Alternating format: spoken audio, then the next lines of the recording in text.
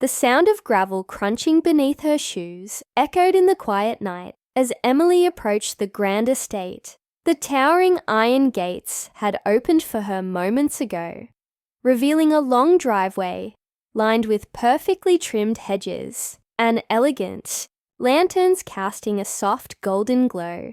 She clutched her bag a little tighter, her heart pounding in her chest.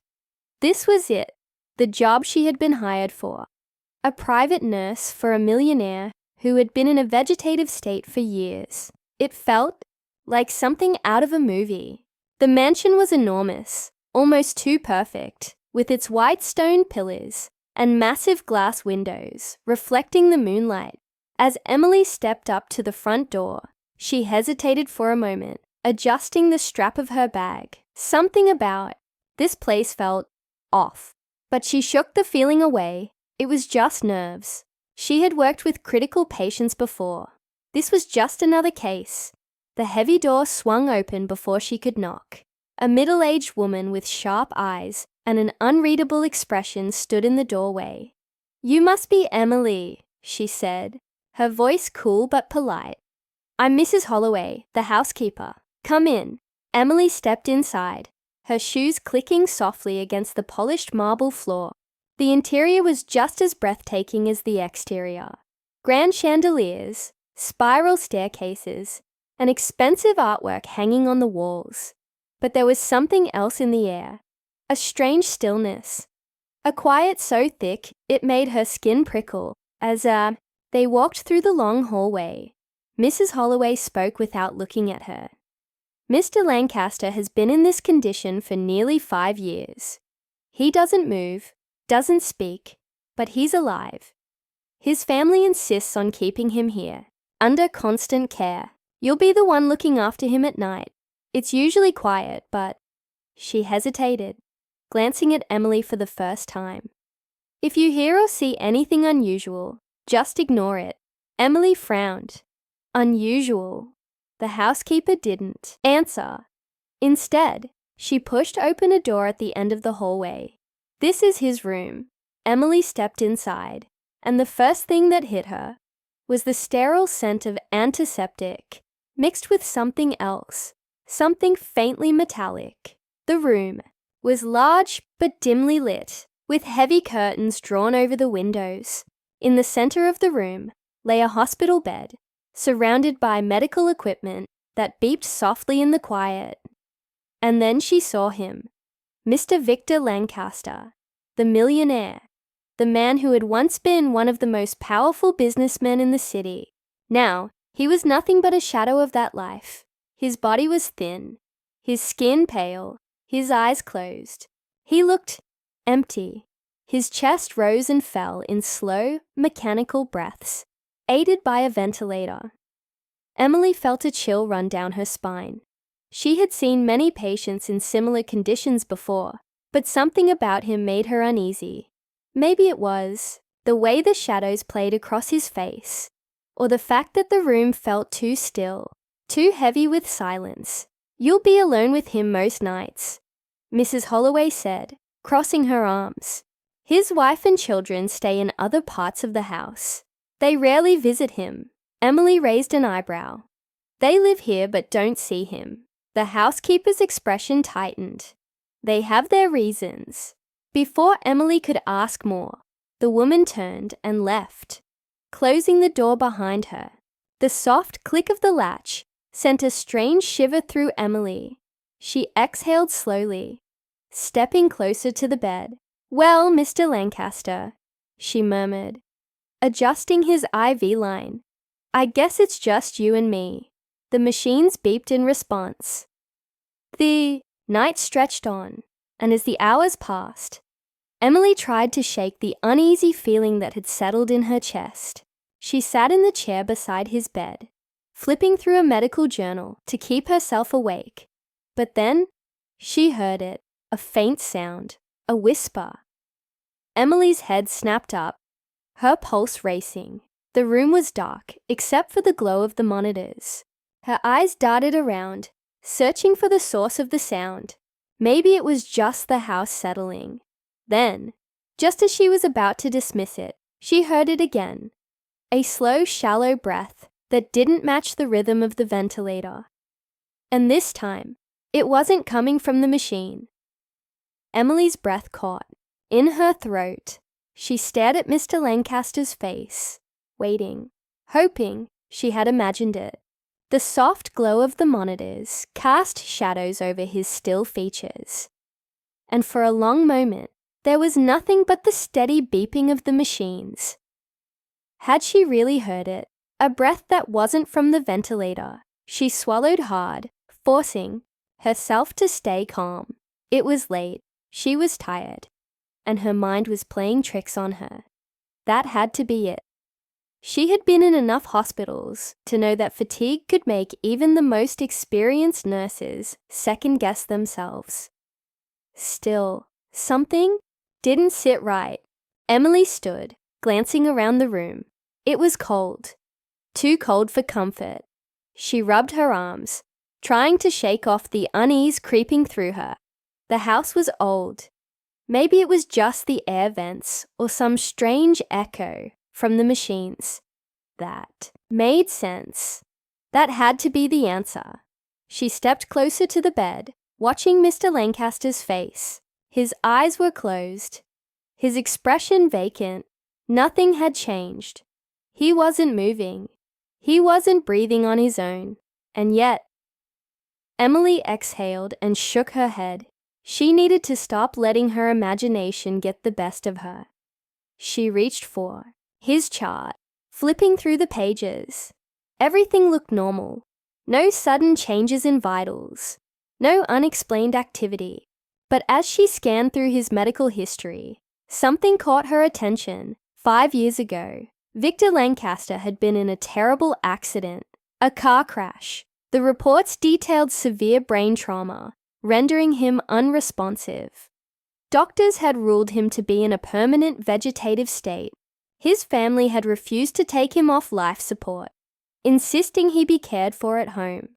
That part wasn't unusual. What was unusual was how little interaction his family seemed to have with him. In her experience, even when families struggled to accept a loved one's condition, they at least visited. But Mrs. Holloway had made it clear. They rarely did. Why? As she flipped another page, the door creaked open behind her.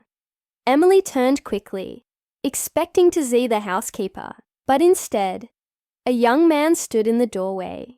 He looked to be in his early 20s, with dark hair and sharp, calculating eyes. He was dressed in expensive loungewear, but there was something disheveled about him, like he hadn't been sleeping well. "You're the new nurse," he said, his voice flat. Emily nodded. "And you are James, Victor Lancaster's son." She studied him, searching for any trace of warmth or sadness in his expression, but there was none. His face was unreadable, his posture rigid. "Do you need something?" she asked after a moment. James stepped inside, his eyes flickering toward his father. "I just came to see if you needed anything. My mother is very particular about who stays in this house." Emily raised an eyebrow. "That's thoughtful, but I'm fine." James didn't leave. Instead, he took a slow breath. His gaze locked on his father's still form. "Do you believe in miracles?" he asked suddenly. Emily hesitated. It was an odd question. "I believe the human body is capable of incredible things," she said carefully. James let out a short, humorless laugh. "Right, that's a polite way of saying no." Emily shifted uncomfortably. "Why do you ask?" He looked at her then, his expression unreadable. "Because my father isn't supposed to be alive. He shouldn't be breathing. And yet, here, he is." A chill ran down her spine. "The machines are keeping him alive," she said, keeping her voice steady. James shook his head slightly, a strange look passing over his face. "Maybe, or maybe something else is." Before she could ask what he meant, he turned toward the door. "If you hear anything weird, ignore it." It was the second time that night she had been told that, and it only made her more certain that something was very, very wrong in this house. The next few nights passed in a blur. Emily did her job, monitoring Mr. Lancaster, checking his vitals, ensuring his care was up to standard. But every night, the feeling of unease grew stronger. Sometimes, she swore she heard faint murmurs when she turned her back. Other times, she thought she saw the slightest twitch in his fingers, too small for the machines to pick up, but just enough to make her question everything. She tried to brush it off. Nerves, exhaustion, an unfamiliar house playing tricks on her mind. But then, something happened that she couldn't ignore. It was just past midnight when she sat by the window, reviewing notes. The room was silent except for the occasional beep of the monitors. Then, the sound came again. Soft, barely a whisper. Emily turned, her breath catching. Mr. Lancaster's lips were moving.